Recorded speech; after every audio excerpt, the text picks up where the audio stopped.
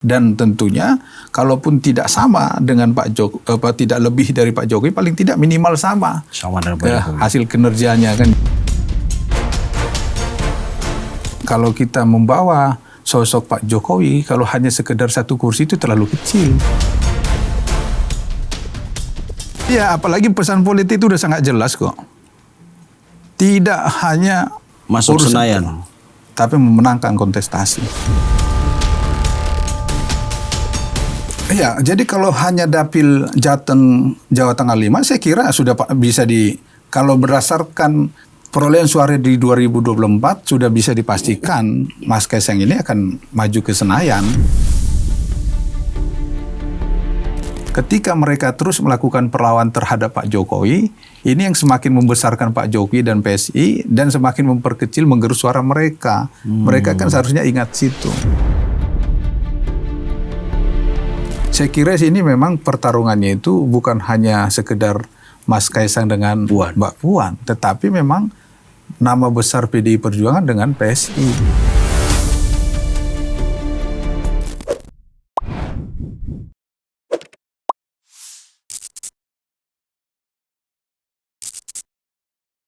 Kita beralih ke topik berikutnya nih, Bang. Ya. Ini janjian kita sebenarnya, hanya karena kemarin ada foto itu, karena 17-an kan tiap tahun dan paling beda seremoni doang kan. Betul. Tuh.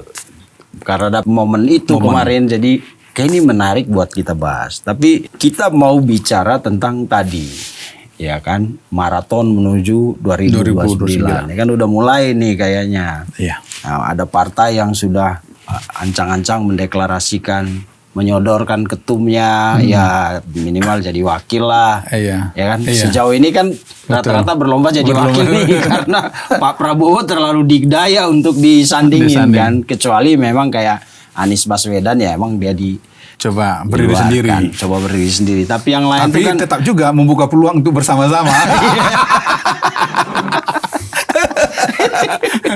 dengan gaya bahasa yang berbeda. Karena di media sosial orang yang coba memainkan itu ada juga saya lihat gitu. Jadi, iya. Pura-pura maju sendiri. Tapi ada upaya untuk bisa bersama-sama. Mulai belok-belok dikit. Supaya gitu ya. tidak ada polarisasi katanya. Iya.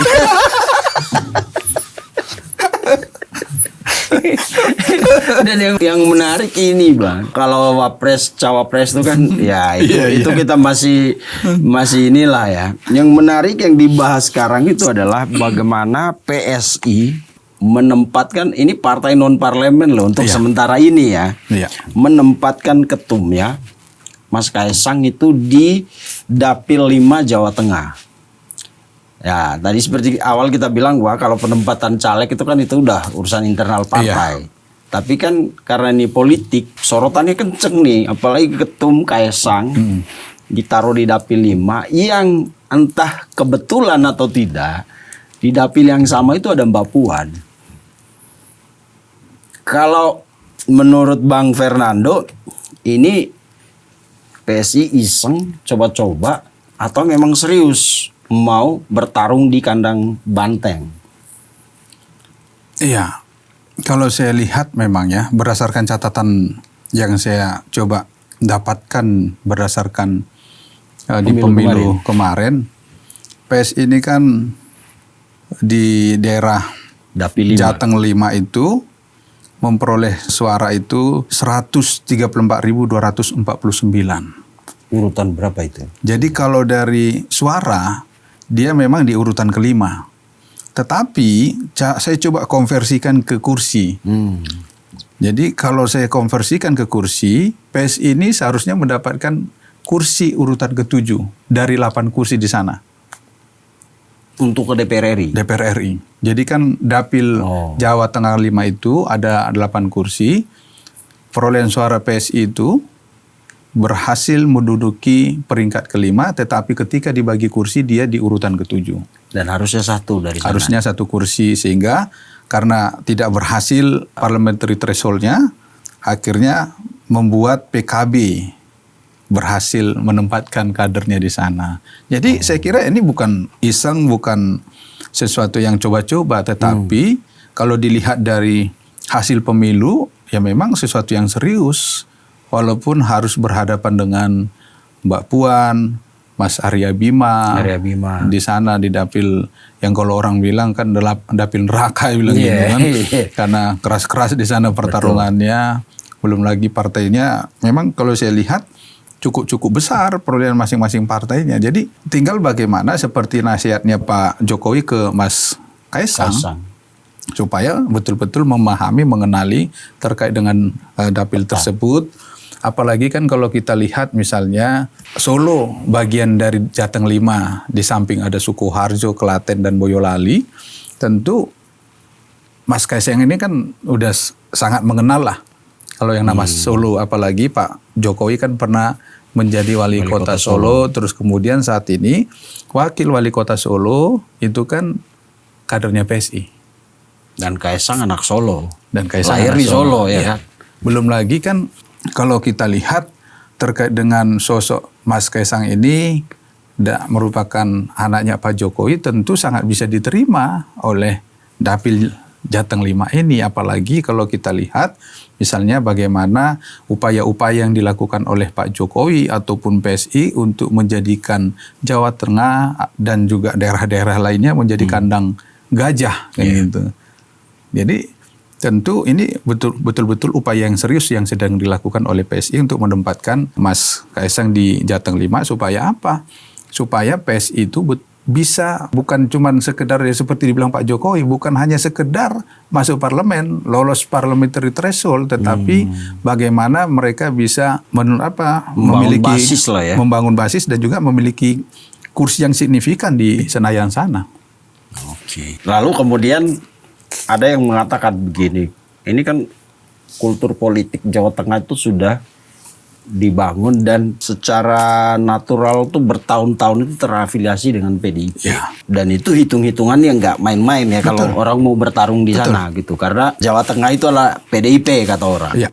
Nah, kalau melihat tradisi dan kultur politik yang ya diterima atau tidak, emang itu dibangun oleh PDIP karena itu basis mereka kan. Seberapa besar kans Kaisang untuk bisa masuk ke sana, Bang? Dan menguasai ya, bukan cuma masuk ya. Iya, jadi kalau hanya dapil Jateng Jawa Tengah 5, saya kira sudah bisa kalau berdasarkan perolehan suara di 2024 sudah bisa dipastikan Mas Kaisang ini akan maju ke Senayan, mendapatkan kursi di parlemen. Karena saya yakin sekali suara yang sudah diperoleh sekitar 130 ribuan itu tidak akan berkurang tetapi akan bertambah. Tinggal bagaimana PSI itu tidak hanya mendapatkan satu kursi di Jateng 5 tetapi bisa menambah kan gitu. Jadi tinggal bagaimana suara PSI itu bisa bertambah, partai mana saja yang kira-kira yang akan tergerus oleh PSI. Karena kalau kita lihat misalnya seperti Bang Vincent tadi katakan, memang selama ini Jawa Tengah merupakan basisnya PD Perjuangan. Terus kemudian daerah Jateng 5 merupakan salah satu basisnya karena dari 8 kursi itu 3 ada di PDIP. Sehingga kalau kita lihat berdasarkan kepala daerah di 4 kabupaten ini, satu kota ini, 3 kota 3 kabupaten 1 kota. Klaten ini kan memang masih PDIP kepala daerahnya. Sementara Solo ini kan sudah Gerindra, nggak lagi PDI Perjuangan. Selama ini kan PDI Perjuangan didampingi oleh wakil wali kota dari PSI. Terus kemudian Boyolali Gerindra, Sukoharjo yang kasus kemarin itu PDI Perjuangan, tetapi kan sudah masalah. Ini kan ketangkap KPK. Ini kan tentu akan memberikan dampak negatif terhadap sentimennya jadi bisa sentimen negatif ini ya. Iya. Sementara partai kayak Gerindra, PSI itu lumayan gesit pergerakan. Makanya jadi kan ini akan sangat bisa dimanfaatkan oleh PSI dan juga kader-kader partai lainnya untuk bagaimana menggerus suara PDI Perjuangan khususnya yang ada di Sukoharjo. Apalagi kalau saya lihat misalnya Sukoharjo itu daerah bentuk jumlah pemilihnya sekitar 800 ribu. Ini kan sangat besar kalau misalnya menjadi perebutan. Gitu. Sementara pimpinan daerah dia kemarin udah terkena kasus. Iya. Dan itu dari Partai Merah. Iya. walaupun sudah dipecat saat ini kan gitu. Iya, iya. Tetapi kan tetap catatan dari masyarakat suku Harjo bahwa bupati terpilih itu diusung oleh PDI Perjuangan dan kadernya PDI Perjuangan. Belum lagi nanti misalnya sekarang ini Klaten kan kita berharap memang Klaten ini akan bisa berhasil sukses sampai di akhir masa periode ini tidak ada masalah. Tetapi kalau sampai nanti ada masalah kan akhirnya kan berdampak juga. Oke. Gitu. Jadi ini yang sebenarnya bagaimana PSI dan juga tentunya pasti partai-partai lain melihat peluang-peluang ini.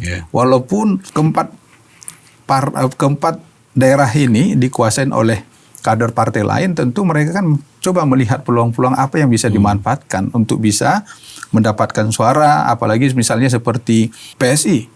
Saya yakin sekali walaupun di Klaten itu kadernya PDI Perjuangan, tapi sosok Pak Jokowi ini pasti masih begitu, patron, ya? Iya, menjadi patron di sana. Patronasinya kuat Pak Jokowi dan masih Jawa bisa Tengah. diterima di sana gitu. Jadi apalagi secara Kenapa Abang nggak bilang gini aja, walaupun kadernya partai ini, tapi itu orangnya Pak Jokowi. bisa juga misalnya kan di lingkar-lingkar gitu, Bang. Kenapa Abang nggak bilang aja, walaupun dia kader partai ini, tapi itu orang dekatnya Jokowi. Kenapa nggak gitu kan, aja? kalau kita lihat ya misalnya untuk hasil Pilpres yang lalu, Jawa Tengah ini kan kalau dibilang memang basisnya PDI Perjuangan, tetapi bagaimana kontribusinya terkait dengan hasil Pilpres yang lalu jauh dari harapan. Dan inilah merupakan gambaran nanti bagaimana pergeseran suara-suara itu dari PDI Perjuangan ke PSI. Oke. Nah, kalau lihat profil pemilih, ya kan katanya 2024 itu mayoritas adalah pemilih pemuda, Gen Z. Nah, gimana dengan sosoknya Kaisang dan Mbak Puan? Ini kan secara generasi aja lumayan jauh ya, gapnya ya. Apakah itu bisa jadi kansnya Kaisang untuk menggait suara lebih banyak di Jateng 5 itu? Iya, memang kan kalau dilihat dari potensi-potensi suara yang digambarkan oleh pemilu yang lalu, 2024 yang lalu, banyak generasi-generasi milenial yang sangat mungkin bisa dimanfaatkan oleh Mas Kaisang untuk bisa bagaimana bukan hanya sekedar mendapatkan kursi bagi PSI di Jateng 5, tetapi bagaimana bisa mendulang suara di sana gitu. Tapi tinggal bagaimana, apa sih yang menjadi target dari Mas Kaisang di Dapil 5? Apakah hanya sekedar mendapatkan kursi di sana atau memang coba berani mengatakan bukan hanya satu kursi, tetapi misalnya 2-3 kursi yang akan dicapai untuk kursi PSI dari sana. Sehingga apa? Sehingga inilah yang nanti akan menjadi cerminan gambaran untuk perjuangan-perjuangan dari kader-kader lain yang ada di wilayah Jawa Tengah. Dan ini yang akan menambah semangat mereka. Karena apa? Ada ukuran-ukuran yang coba membuat mereka begitu yakin kalau mereka akan berhasil nanti berjuang di Jawa Tengah. Apalagi begini, Bang Vincent, adanya parliamentary threshold ini kan menjadi hambatan dan jadi penurun semangat terhadap perjuangan-perjuangan para calon anggota legislatif. Betul. Jadi ketika Pak Jokowi berulang kali menyampaikan, meyakinkan dari kader PSI, kita tidak hanya sekedar lolos ke parlemen, tetapi kita akan memenangkan pemilu, tentu ini akan membakar semangat dari kader-kader PSI dan juga para caleg, sehingga mereka bukan hanya sekedar berjuang, tetapi bisa memenangkan, bukan hanya sekedar memenangkan, tetapi mendulang suara di dapil masing-masing. 2029 harus jadi perang badarnya PSI gitu. Iya, apalagi kalau kita lihat misalnya hasil surveinya SMRC yang menempatkan PSI sudah masuk ke 8 besar kan gitu. Iya, 4% dia ya. 4,1%. Jadi ini kan menambah semangat. Sementara dari PDIP turun kayaknya. Turun. Gitu. Jadi kan ini merupakan gambaran bagaimana adanya pergeseran suara dari salah satu partai ke partai lain. Dan ini tentu target dari PSI bukan hanya PDI Perjuangan, tetapi kan lawan politiknya itu ada partai-partai lain. Ada partai lain, ada dan Gerindra. mungkin Gerindra tidak akan menjadi dianggap rival karena masih sekutu menjadi lah ya. sekutu di Sekutu Inggris. Masih sekutu. Sejauh ini masih sekutu ya kan, masih sekutu lah. Ya, jadi akan mungkin ada pengaturan-pengaturan seperti itu. Oke. Nah, kalau kita lihat di sosmed dan lain-lain itu kan dua partai ini cukup kayak ada perang dingin lah, ya kan, saling di perdebatan juga muncul seolah-olah. Jadi yang kelihatan seolah-olah dua partai ini yang sekarang mulai bertarung ini gitu. Ini ada dampaknya kan nanti? Kira-kira kansnya akan kemana kalau melihat dari fenomena yang sekarang terjadi gitu? Jadi mungkin saja PDI Perjuangan sudah bisa memprediksi bakal ada pengaruh yang begitu besar terkait dengan perolehan suara mereka di 2029 yang akan datang, terkait dengan tidak lagi bersama mereka Pak Jokowi.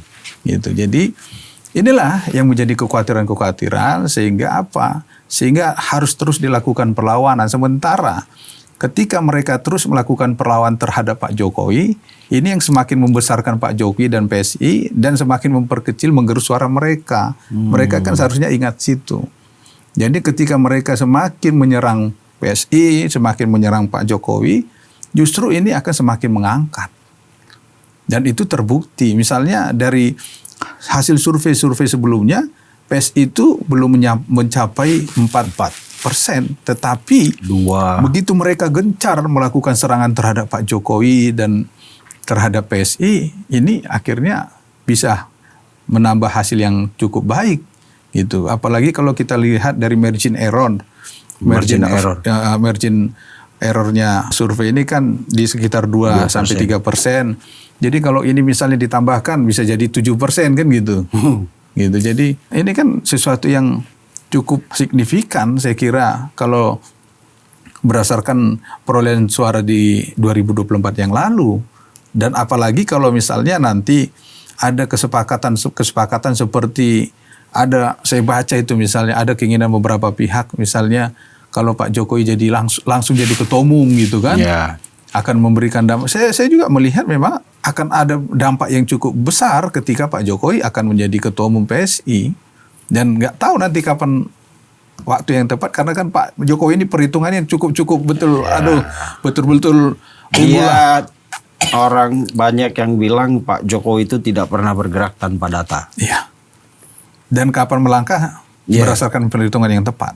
Betul. Makanya jadi ketika Pak Jokowi sampai saat ini orang masih menanti, termasuk saya masih menanti keputusan posisinya. Posisi dia di PSI. Sehingga ketika kita ditanya ada wawancara kan jelas langsung menyebut sebagai ketua dewan pembina atau apa. Ini kan enggak. Ini masih patron. Kata Bang Bestari masih patron. Iya, jadi itu sangat akan berdampak nantinya. Makanya ini yang tentu menjadi kekhawatiran partai-partai lain, bukan hanya PDI Perjuangan, tetapi partai-partai lain yang juga akan terancam tidak lolos di parliamentary threshold pada pemilu yang akan datang. Atau memang itu kartu as yang memang belum mau dikeluarkan oleh PSI kan? Iya, soal makanya, posisi.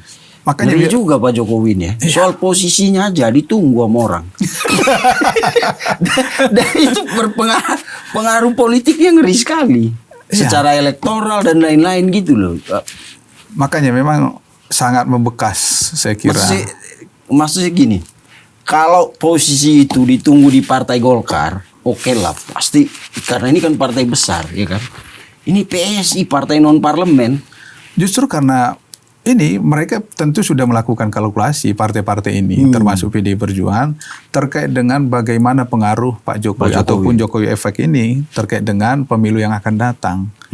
Gitu. Saya kira kan ini partai-partai melihat pengaruh Pak Jokowi ini dan para relawan yang sampai saat ini masih menunjukkan loyalitas terhadap beliau atau relawannya atau ketika masyarakat menyambut beliau pada saat kunjungan ataupun safari politik ke daerah-daerah. Jadi ini kan tentu bukan hanya sekedar hitung-hitungan di atas kertas, tetapi saya yakin sekali seperti kata Bang Vincent tadi, hitung-hitungan secara nyata itu sudah dilakukan terkait dengan potensi-potensi suara yang akan didapat di 2029 yang akan datang, sehingga Pak Jokowi tidak hanya sekedar mengatakan lolos ke parlemen, tetapi akan memenangkan pemilu, ini kan tentu berdasarkan apa yang sudah didapatkan, informasi-informasi. Dan itu bukan target ilutif gitu ya, bukan target. Karena kan kalau kita lihat bagaimana masyarakat yang masih berkunjung ke Solo, Ya, itu ke dia. kediaman Itu beliau. lagi. Gitu. Jadi sambutan-sambutan ketika datang ke daerah ini kan gambaran-gambaran bagaimana masyarakat masih memerlukan, masih menginginkan sosok beliau. Ini Pak Jokowi kalau main catur itu megang pion, ya, ternyata yang dimajuin kuda. Susah ditebak kan. Ya, itu kan terbukti di Pilpres yang lalu gitu Iya kan. Megang ini pion nih. Set. Ternyata kuda yang dimajuin. Jadi orang harus cepat bereaksinya. Jadi kembali lagi, saya ingat sama omongan teman saya. Ini masih banyak masyarakat Indonesia ini hijau katanya, ikut Jokowi. Ikut Jokowi.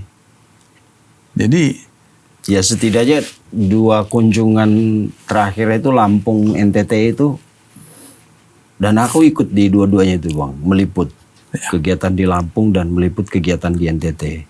Itu emang, dan semua aturan protokoler dilibas sama warga itu, nggak ada ya. Nggak. Pas pampres kasihan, pegel-pegel mereka pulang. makanya ketika ada yang bertanya sama saya terkait dengan adanya protes yang dilakukan oleh segelintir orang, saya bilang ini justru akan memberikan dampak positif kepada Pak Jokowi. Betul. Karena apa? Akhirnya kan menjadi pemberitaan bahwa ada kunjungan di sana, ada kegiatan di sana.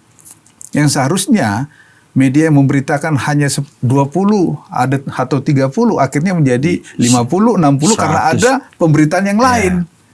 Gitu. Jadi ini kan kalau kita lihat misalnya bagaimana upaya-upaya untuk membuat negatif terkait dengan Pak Jokowi terkait dengan ijazah. Ya, ijazah. Iya kan? Ini kan akhirnya menjadi sesuatu yang positif. Banyak orang mengunjungi beliau ke sana kan gitu.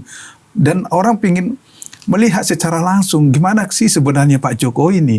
Oke. Penasaran dan datang jauh-jauh kan gitu. Nah. Dan inilah yang bisa dimanfaatkan oleh PSI, kebesaran nama Pak Jokowi dan juga bagaimana orang-orang yang masih loyal terhadap beliau untuk bisa nanti di 2029 yang akan datang ikut sama-sama membesarkan PSI. Oke. Ini kebetulan kita sudah ngomong Pak Jokowi ini kan. Iya. Iya. Kita balik ke Dapil 5 tadi. Iya. Ini kan kita tahu bahwa pasti Kaisang nggak akan bergerak sendiri. Setidaknya bayang-bayang bapaknya kan ada. Iya.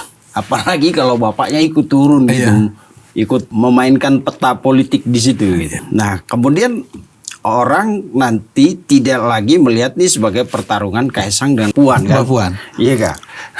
Tapi juga ini jadi pertaruhan antara Pak Jokowi dengan Bu Mega. Salah nggak kalau ngomong gitu, Bang? Jadi ketika berbicara Jawa Tengah dan juga kemudian daerah Jateng 5, saya kira sini memang pertarungannya itu bukan hanya sekedar Mas Kaisang dengan Mbak Puan, tetapi memang nama besar PDI Perjuangan dengan PSI dan juga bagaimana ketokohan Bu Mega dengan ketokohannya Pak Jokowi. Jadi kalau saya lihat memang dari bagaimana kedekatan Pak Jokowi dengan Mbak Puan dan juga bagaimana Mbak Puan coba membangun hubungan yang baik dengan Pak Jokowi, Mas Gibran, Mas Kaisang, saya kira ada rasa penghormatan terhadap sikap itu. Jadi PDI Perjuangan tidak langsung sama sekali dihabisi langsung 0 kursi, paling tidak masih diberikan untuk penghormatan kepada Mbak Puan. Jadi kalaupun nanti bayang-bayang Pak Jokowi itu akan sangat memungkinkan untuk menggerus secara habis suara PDI Perjuangan di sana, ya, tapi masih memberikan rasa hormat kepada Mbak Puan dengan ya memberikan 1 kursi itu. Berarti Bang Fernando yakin tuh PDIP akan tergerus di kandangnya itu? Sangat yakin sekali karena apa? Dari kepala daerah yang di sana aja itu orang Jokowi tadi, Bang. dan saya dengar juga ada dari kader partai lain juga masih pengagumnya Pak Jokowi gitu. Ada kader partai lain ya. Kader partai lain. Partai apa itu, Bang? Menjadi nanti malu. Jangan-jangan Demokrat lagi enggak ya? Tapi emang di kalangan teman-teman PSI itu isu bahwa banyak kader dari partai lain mau nyebrang itu emang kuat sekali. Seperti inilah kan. Apalagi setelah ada Pak Jokowi itu. Iya. Seperti ya yang kita sebut-sebut tadi, kader partai PD Perjuangan ini kan. Bagaimana misalnya mereka itu tetap setia di PD Perjuangan itu ya karena hanya masih melihat PD Perjuangan lah yang ini ya, yang besarkan besar. karir mereka. Ya. Tetapi begitu nanti di pemilu kita akan melihat bagaimana perolehan suara di sana. Dan itu kan saya kira bagaimana kader-kader yang memiliki basis massa di sana, misalnya Pak Bambang Pacul. Gitu kemarin kan datang hormat-hormat Pak Jokowi. Itu kan, jadi ini kan beliau kan memiliki pengaruh di sana di Jawa Tengah. Ya itu Pak Bambang tuh mesti hati-hati juga ya. Jangan hormat-hormat Pak Jokowi, pindah semua nanti orang-orang begitu ya. Jangan sampai nanti. Kalau analisa kita di warung-warung kopi gitu kan kita nggak bisa. Oh ini bahasa politik. Kita cuma tahu bahwa Pak Bambang Pacul waktu sidang tahunan DPR MPR itu ya Bang. Datang hormat, sopan. Ya misalnya seperti yang ramai diperbincangkan bagaimana peran andilnya Pak Bambang Pacul terkait dengan Pilpres, ya kan? Ya. Gitu. Jadi tentu ini kan harus bisa kita lihat. Jadi kesetiaan terhadap partai itu bukan hanya ketika mereka saat ini masih di partai itu, tetapi bagaimana nanti mendekati pemilu. Kalaupun Pak tadi kemarin Bu Mega misalnya bertanya siapa mau pindah partai, silakan, gitu kan? Diam saya kira semua. Mungkin walaupun mereka pada saat itu diam, tetapi ada suara hati lah. Ada suara hati mereka. Tunggu aja waktunya Bu, gitu kan? Karena masih lumayan masa jabatan ini kan. Iya, tapi ini menarik ya. Mudah-mudahan saya beberapa kali mengundang, sudah sempat kontak Mas Guntur Romli, Bang Gundrom. Ya mudah-mudahan, ayo Mas kita ngobrol di sini. Ini seru, apalagi kalau ketemu Abang ya. Iya kan soal bagaimana itu, karena ini menarik sekali Bang. Iya. Bukan hanya karena kalau penentuan caleg di wilayah tertentu itu kan udah biasa, dan bahkan mungkin partai-partai lain udah melakukan itu juga kan. Udah mapping mereka lalu siapa yang akan ditempatkan di wilayah A, wilayah B dan lain-lain gitu.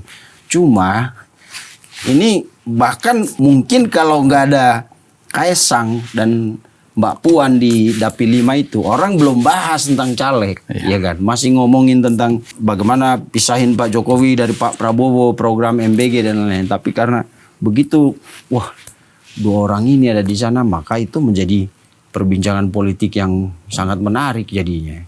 Dan ya balik lagi, karena ada Pak Jokowi, lalu di seberang juga ada Bu Mega yang kita tahu, semua orang juga udah tahu bagaimana perpisahan Pak Jokowi baik dengan partai maupun juga dengan Bu Mega secara sebagai pribadi kan, tokoh politik gitu. Dan itu yang jadi sorotan sekarang. Iya, makanya apalagi kan hasil survei terakhir ini juga harus menjadi perhitungan. Kira-kira yang beberapa persen itu yang terjadi penurunan di PD Perjuangan ini kira-kira di daerah mana? Apakah itu Jawa Tengah? Kan itu. Kalau sampai di Jawa Tengah kan ini sungguh ironis sekali bagi partai PD Perjuangan yang dianggap menjadi basisnya ternyata begitu digerus di daerah sana. Makanya mungkin bisa saja PD Perjuangan merubah strategi politiknya. Ya misalnya seperti kembali meminta Mas Gibran masuk PD Perjuangan gitu kan. Tapi di politik gak ada yang gak mungkin. Gak ada yang gak mungkin. Siapa tahu kan karena masih di sana Mas Gibran diundang lagi, ini kami kembalikan lagi kartunya karena sampai saat ini belum ada berlabuh ke partai manapun gitu kan. Iya. Jadi siapa tahu nanti naik lagi gitu kan. Akhirnya partai-partai lain lagi yang tergerus oleh yang merasa khawatir dengan PSI kan gitu. Betul. Luar biasa ya. Tapi menurut Bang Fernando, selain tadi bayang-bayang Pak Jokowi, terus partai PSI yang juga sepertinya lagi seksi-seksinya ini untuk dibahas gitu ya. Kekuatan Kaisang apa kira-kira untuk bertarung di situ secara pribadi? Iya, jadi kalau kita lihat memang Mas Kaisang ini kan masih perlu banyak belajar terkait dengan bagaimana pengembangan diri beliau sebagai tokoh partai politik dan juga bagaimana beliau ingin membangun kekuatan politik di tingkat nasional, memasuki kancah politik tingkat nasional, yaitu sebagai pejabat publik, bukan hanya sebagai ketua umum partai politik. Jadi masih banyak memang perlu dipersiapkan, karena kalau hanya sekedar anak Pak Jokowi dan bahwa ada sosok Pak Jokowi di belakang beliau, tentu ini kan kurang begitu kuat untuk bisa memasuki perpolitikan di kancah nasional.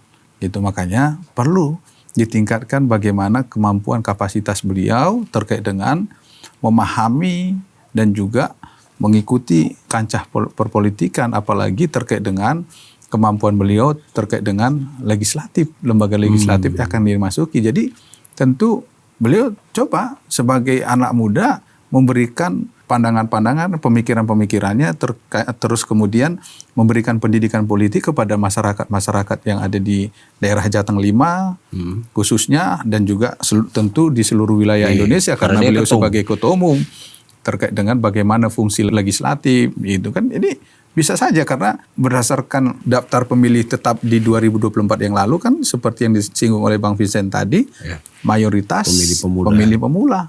Dan tentu ini masih memerlukan pendidikan politik yang cukup baik, cukup banyak, agar bagaimana mereka bisa lebih optimis lagi melihat perpolitikan kita, tidak apatis, dan akhirnya mereka tidak lagi golput di 2029 yang akan datang, tetapi mereka antusias untuk mengikuti pemilu. Karena ini yang harus diperjuangkan. Jadi sangat banyaknya golput di 2024 yang lalu, ini kan potensi yang cukup banyak dimanfaatkan, dan ini yang harus dibangun dan harus ditunjukkan oleh Mas Gibran sebagai sosok ketua umum ataupun calon anggota DPR RI. Apa sih kelebihannya, apa sih kemampuannya selain sebagai anak Pak Jokowi. Walaupun pendidikan beliau memang di luar negeri kan, tetapi kan masyarakat juga harus mengetahui kemampuan-kemampuan beliau, sehingga apa? Sehingga masyarakat tidak hanya menggiring opini-opini negatif tentang kemampuan beliau, yang misalnya menjual pisang kan. Kalau saya lihat ada upaya-upaya begitu di media sosial, di masyarakat, terkait dengan penggiringan opini-opini terkait dengan kemampuan mendegradasi kemampuannya personal Mas Kaisang. Gitu. Jadi ini kan harus dianulir dengan bagaimana beliau menunjukkan personanya yang memang memiliki kemampuan, dan memang beliau siap untuk memasuki kancah politik di tingkat nasional sebagai anggota legislatif. Tapi hati-hati memakai atribusi seperti itu. Dulu bapaknya dibilang cuman tukang kayu jadi presiden. Kakaknya dibilang lu cuman tukang catering jadi wapres. Iya, tentu begini Bang Vincent. Setiap situasi politik itu kan berbeda. Tidak akan mungkin selalu sama. Walaupun akan mungkin bisa sama, tetapi tidak akan selalu sama. Makanya ini yang harus dipersiapkan. Walaupun ketika penilaian-penilaian terkait dengan bagaimana sosok seperti Pak Jokowi yang dianggap tukang kayu akhirnya bisa menjadi wali kota, gubernur dan presiden. Tetapi kan masyarakat itu selalu berubah. Situasi perpolitikan itu selalu berubah. Makanya silakan memahami situasi perpolitikan ke depannya seperti apa, kemungkinan-kemungkinannya seperti apa, tetapi dengan tetap bagaimana mengembangkan dirinya, kemampuannya untuk memasuki perpolitikan tingkat nasional. Jadi ke depan itu akan sangat kecil kemungkinan terulang bahwa orang yang dianggap remeh kemampuannya tetapi akan mampu menunjukkan personalnya, kemampuannya sebagai pemimpin masa depan. Karena apa? Karena peluang itu akan ditutup terkait dengan penilaian-penilaian itu. Gitu. Jadi makanya harus ditunjukkan tentang kemampuannya. Begitu juga terkait dengan bagaimana kesiapannya untuk membawa Jawa Tengah 5 dan juga Jawa Tengah, apa sih yang ditawarkan oleh beliau sebagai anggota legislatif. Terobosan-terobosan apa yang akan dibuat untuk membangun Jawa Tengah, khususnya Jawa Tengah 5, dan terus kemudian sebagai anggota legislatif, tentu harus ada batasan-batasan yang janji-janji politiknya. Jangan sampai menjanjikan sesuatu yang itu di luar ranah kewenangan dia gitu. Jadi kan misalnya banyak dulu kan kita mendengar janji perbaiki jalan. Iya, jok-jok politik misalnya kan terkait dengan janji yang dia buat, tetapi itu bukan ranahnya dia, bukan kerjanya dia, tetapi kerja eksekutif gitu. Misalnya seperti yang ada jok-jok gitu kan, di sini akan kita bangun jembatan, ternyata nggak ada kali kan gitu. Oh, iya. Jadi bagaimana dia menjanjikan sesuatu yang tidak dibutuhkan di daerah tersebut. Makanya kembali lagi, apa yang disampaikan oleh Pak Jokowi, pesan-pesan yang disampaikan oleh Pak Jokowi terkait dengan mengenali daerahnya itu ya lakukan. Saya kira itu pesan-pesan yang cukup baik dan sangat berguna dilakukan yang diberikan oleh Pak Jokowi terhadap Mas Gibran untuk dilakukan supaya bagaimana beliau itu betul-betul siap untuk membangun Jateng 5. Saya kira sasaran ini hanya sasaran antara kan gitu untuk legislatif ini, tetapi ada kepentingan-kepentingan dan ada perjuangan-perjuangan yang lebih besar lagi ke depan, misalnya untuk menjadi gubernur di Jawa Tengah sana atau di mana kan, atau apa nanti yang akan dicapai. Tentu kan ini yang harus dipertunjukkan, apalagi sekarang itu era digital, teknologi di mana kemampuan intelektual itu semakin dipertontonkan. Sehingga apa? Sehingga kemampuan yang sifatnya merendah, seolah-olah tidak mampu tapi memiliki gagasan yang itu tidak dibutuhkan lagi. Bisa lagi ya. Tetapi sudah ada perubahan-perubahan bagaimana masyarakat ini memerlukan memang orang-orang yang dilihat mampu dan memang mampu mengerjakannya, melakukannya. Oke. Soal tadi Abang bilang Gibran Kaisang itu harus perlu mematangkan lagi itu. Ya kan PSI yang dulu kan memang kelihatannya buat politisi-politisi senior itu dianggap tidak matang karena kebanyakan orang-orang muda. Jadi makanya disebut partai urban. Nah, sekarang kan ada beberapa politisi senior di situ. Sebutlah si Bestari Barus, Bang Ahmad Ali, terus ada Pak Rudi Mase. Siapa lagi? Artinya senior, politisi-politisi senior yang bergabung di situ, tapi juga bisa sekaligus menjadi mentornya Mas Kaisang. Iya, tentu untuk mematangkan kemampuan dari Mas Kaisang bukan hanya sekedar dari eksternal. Saya kira banyak sahabat-sahabat Pak Jokowi ataupun tokoh-tokoh yang memang bersedia mampu dijadikan mentor oleh Mas Kaisang. Saya kira mereka sangat terbuka untuk hal itu, apalagi dilihat Mas Kaisang ini kan memiliki potensi untuk bagaimana ke depannya. Oke Bang, tadi kan Abang singgung soal kematangan seorang Kaisang. Walaupun kita tidak mau bilang bahwa setiap orang muda itu belum matang untuk terjun ke dunia politik. Toh banyak juga kan tokoh-tokoh muda yang kemudian masuk ke Senayan, bahkan ada di eksekutif juga kan. Nah, tapi kalau bicara Kaisang misalnya, bagaimana dia harus mengasah kemampuannya di bidang politik, membaca peta, belajar lokasi, bagaimana lobby, negosiasi, dan lain-lain gitu kan. Nah, belakangan itu kan sudah banyak tokoh-tokoh senior yang hijrah ke PSI. Tidak seperti sebelumnya kan mereka disebut partai anak muda. Partai anak muda akhirnya partai urban juga yang berlaku ya di kota-kota aja. Sekarang dengan misalnya katakanlah ada Bang Bestari Barus di situ. Terus Bang Ahmad Ali, Rudi Mase kalau tidak salah juga masuk di situ, dan konon katanya akan banyak senior lagi. Nah, dengan kehadiran senior-senior ini, Bang, apakah itu bisa membantu mendampingi Mas Kaisang supaya kemampuannya sebagai seorang politisi apalagi ketum itu benar-benar mumpuni terutama di 2029? Iya, jadi selain tokoh-tokoh tersebut dan juga Pak Jokowi, saya kira kan mentor yang sudah lengkap lah saya kira. Dan juga saya kira banyak juga tokoh-tokoh kaum intelektual, akademisi yang siap juga dijadikan mentor, diajak berdiskusi oleh Mas Kaisang. Apalagi kan kalau kita lihat Mas Kaisang ini kan tidak jauh beda dari Pak Jokowi ataupun Mas Gibran yang memiliki potensi-potensi sangat terbuka, peluang-peluang jabatan lain untuk mereka bukan hanya sekedar anggota legislatif. Gitu. Jadi seperti tadi misalnya ada kemungkinan untuk bisa memasuki kontestasi di tingkat Pilkada Jawa Tengah, atau nanti mungkin bisa saja terbuka lagi setelah Mas Gibran terbuka untuk potensi melanjutkan Gubernur Jateng misalnya. Iya, setelah Gubernur Jateng misalnya jadi mengikuti kontestasi tingkat nasional, apakah itu sebagai capres atau cawapres. Jadi tentu dengan potensi-potensi itu banyak orang, banyak tokoh, banyak kaum intelektual yang siap membantu untuk memberikan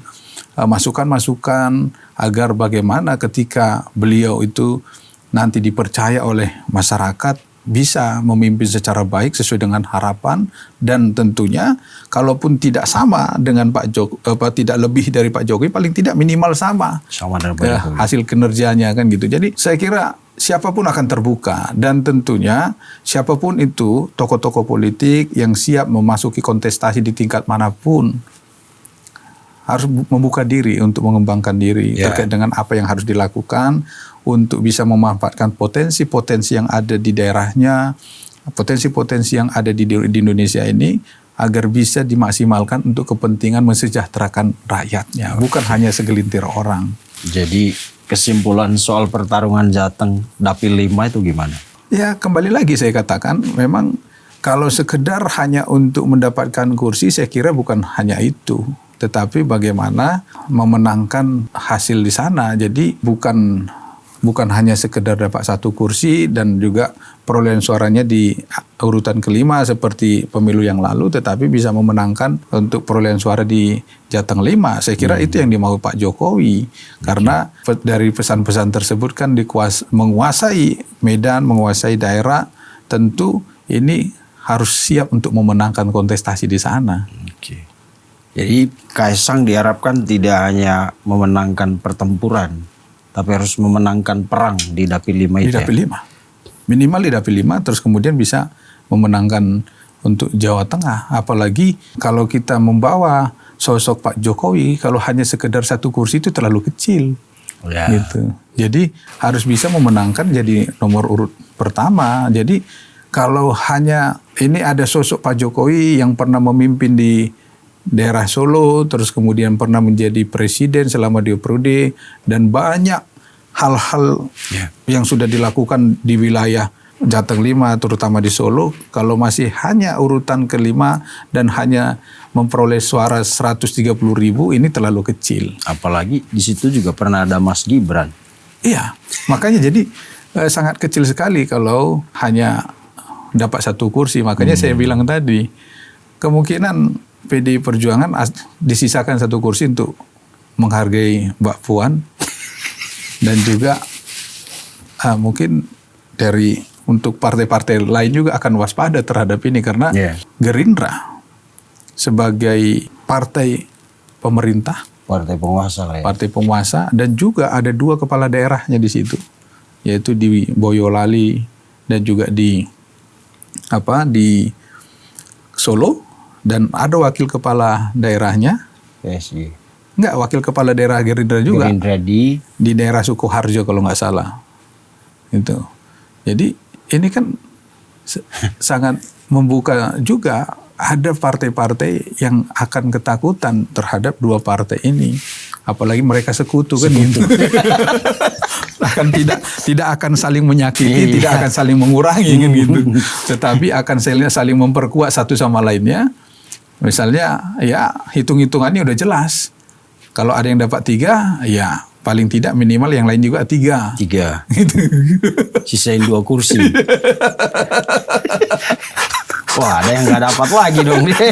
Itu.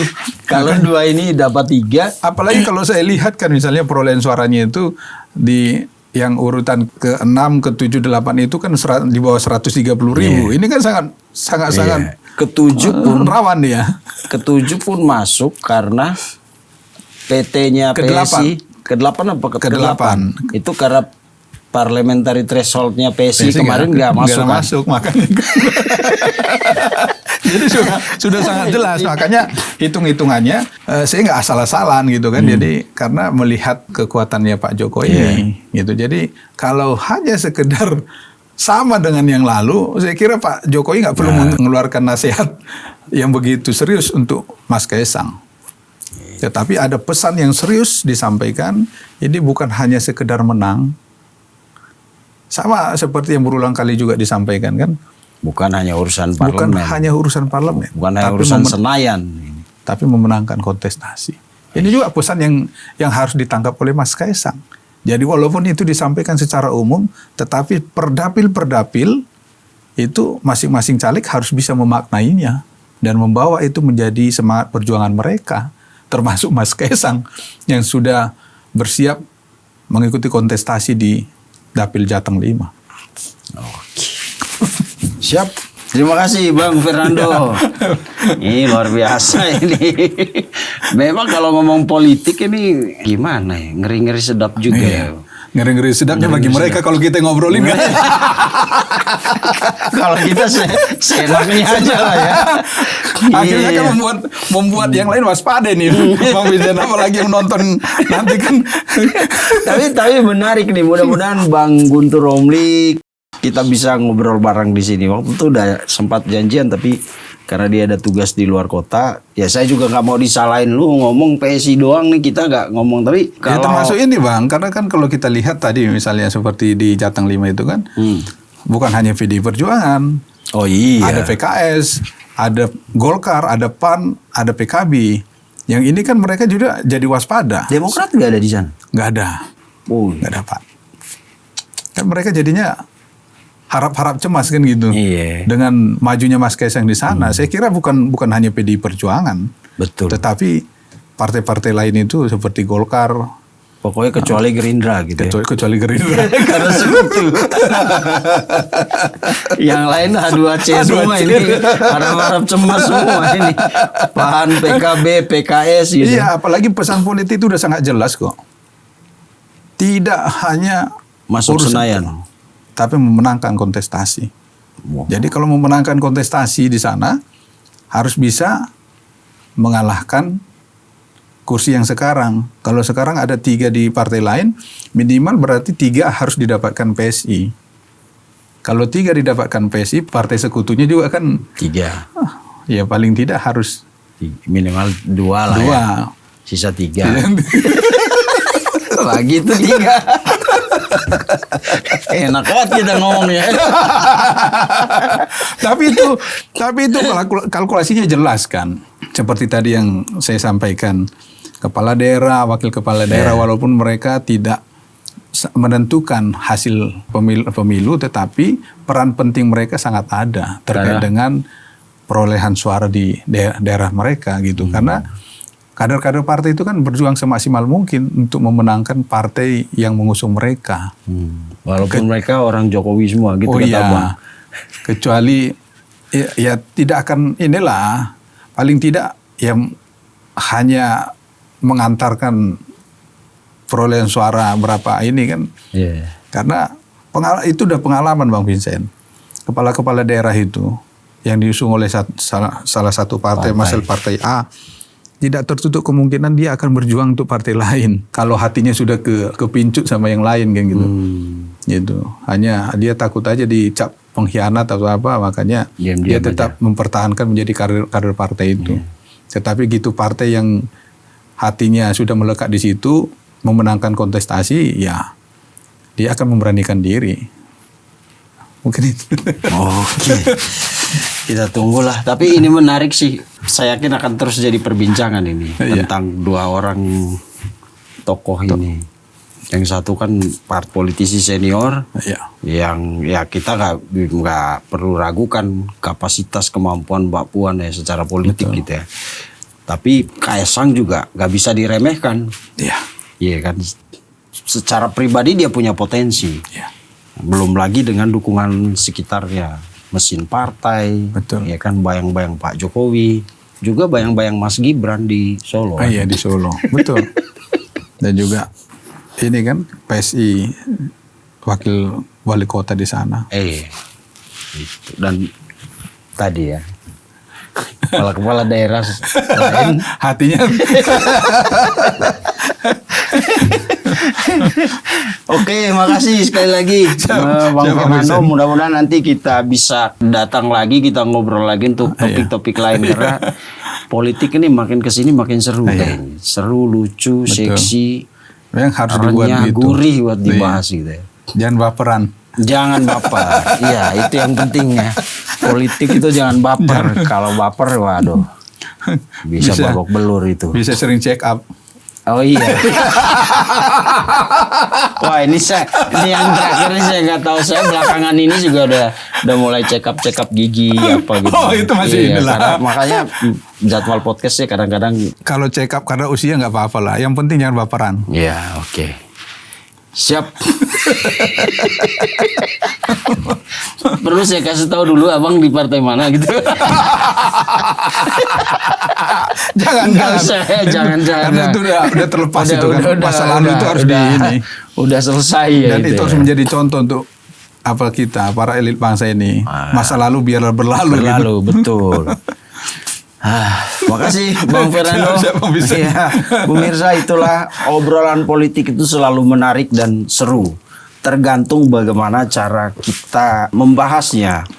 Dan yang paling penting seperti kata Bang Fernando, kalau bicara politik tuh jangan baper karena yang kelihatan hari ini berteman besok belum tentu. Oh, iya. Yang hari ini bersekutu belum tentu besok juga masih bersekutu. Jadi kita yang tidak punya kepentingan apa-apa selain sebagai pemilih ya silakan melihat sendiri dan tentukan pilihan yang baik. Nah, terkait bagaimana mereka bertarung di dunia politik, apa caranya, bagaimana sistemnya, strateginya, biarkanlah itu menjadi bagian dari mereka. Jadi kita nanti tidak ikut terbelah dengan sentimen-sentimen yang terjadi setelah pertarungan politik. Jadi ya kalah menang, yang kalah ya partai, yang menang ya partai, kita yang masyarakat ya siapa yang menang ya dialah pemimpin kita. Betul. Gitu.